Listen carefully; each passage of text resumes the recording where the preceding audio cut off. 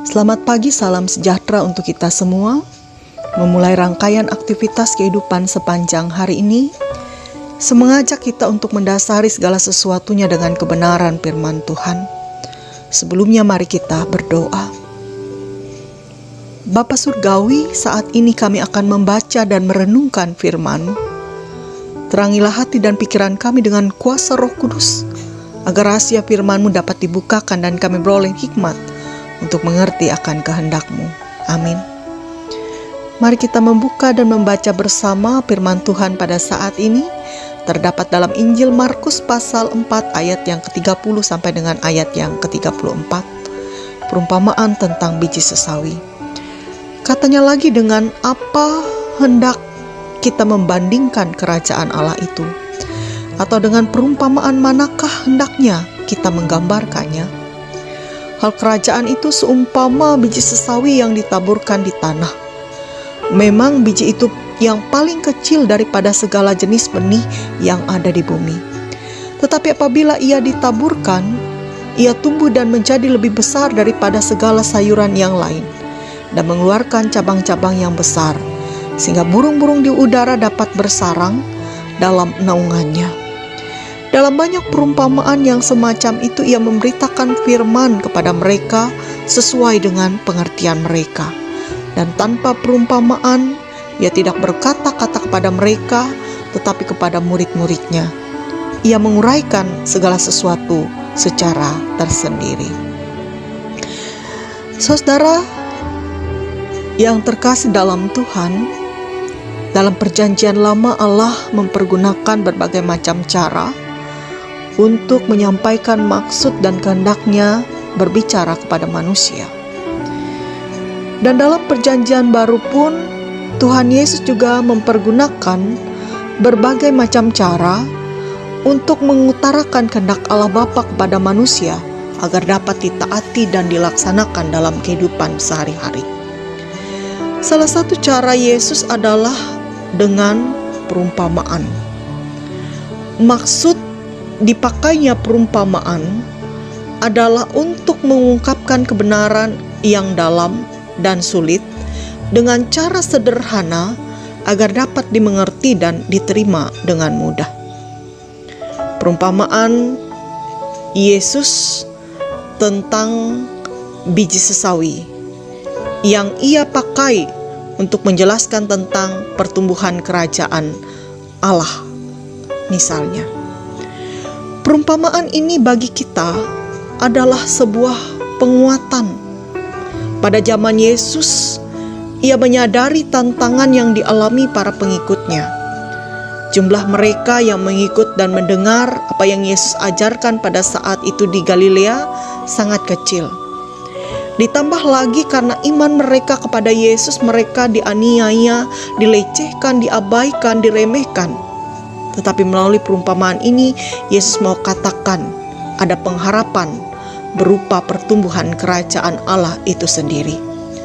Meski ia dipandang kecil, lemah, dan tidak berdaya, ada kuasa Allah yang akan memberi pertumbuhan bagi kerajaannya di bumi. Dan pengharapan ini berlaku bagi seluruh pengikut Kristus di segala masa dan tempat. Yesus menggambarkan kerajaan Allah itu seperti biji sesawi. Biji sesawi merupakan benih yang terkecil dari segala benih tumbuhan.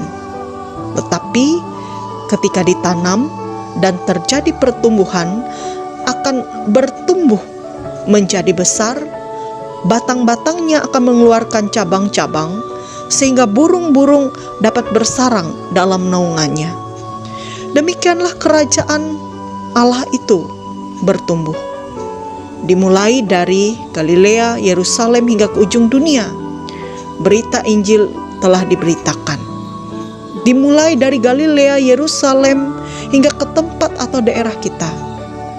Jumlah tersebut akan semakin besar lagi jika kita tetap melakukan tugas penginjilan sebagaimana yang dipesankan oleh Tuhan Yesus kepada murid-Nya.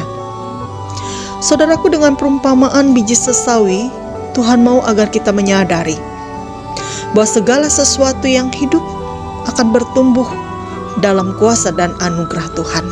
Demikian juga halnya dengan kerajaan Allah di bumi. Sebab kuasa Allah yang bekerja memberi pertumbuhannya, maka tidak ada yang dapat menahan laju pertumbuhan kerajaan Allah, karena Ia punya kuasa untuk menumbuhkannya. Umat Allah akan terus bertumbuh, tidak hanya di satu tempat, tetapi akan terus bermunculan di tempat-tempat lain. Karena itu jangan ragukan akan kuasa pertumbuhannya. Semakin kita dibabat, semakin kita merambat, karena Kristus yang memberi daya pertumbuhan bagi kerajaannya. Sungguh, pengajaran Yesus ini menjadi sumber kekuatan bagi kita untuk terus memberitakan Injil, memenangkan banyak jiwa, memperluas kerajaan Allah di bumi. Saudara yang dikasihi oleh Tuhan, segala yang hidup pada dasarnya, seperti halnya pertumbuhan kerajaan Allah tadi, juga mempunyai hukum pertumbuhan. Seperti halnya kita manusia yang hidup dan bernapas pasti akan bertumbuh.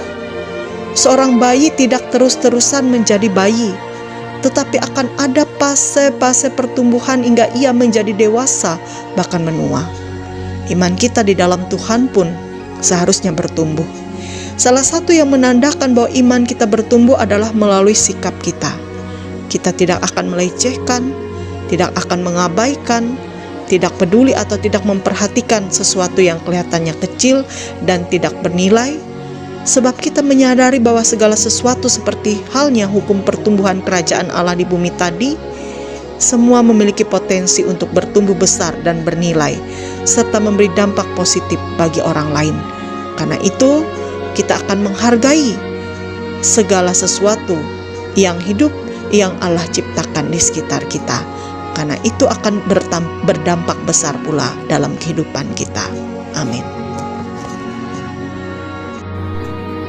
Saudara-saudara, mari kita bersama bersatu di dalam doa. Kita berdoa. Maha besar Tuhan, Bapa kami di dalam Yesus Kristus, kembali kami mengucap syukur untuk firman-Mu yang telah diperdengarkan bagi kami saat ini. Diberkatilah agar firman Tuhan yang kami dengarkan itu sebagaimana biji sesawi dapat bertumbuh berbuah dan menjadi berkat bagi kehidupan kami dan banyak orang lain di sekitar kami. Sebab kami mau menjadi alat di tangan-Mu untuk memperluas kerajaan Allah dimanapun kami bekerja dan melayani. Bersatu hati di dalam doa saat ini, kami topang jemaat Tuhan yang ada di Ulung Nango. Kuasa Tuhan dinyatakan atas kehidupan mereka, memimpin, menyertai mereka dalam menjalani kehidupan sepanjang hari ini. Berilah kesehatan dan kekuatan, bukakanlah tingkap-tingkap langit-Mu, dan curahkanlah berkat melalui segala pekerjaan dan usaha yang dilakukan. Pimpinlah umat-Mu senantiasa, agar mereka dapat berjalan dalam jalan kebenaran yang menyelamatkan mereka. Jauhkan mereka daripada segala godaan dan cobaan yang dapat melemahkan iman mereka. Kami pula menyerahkan kehidupan pribadi tiap pribadi umat-Mu.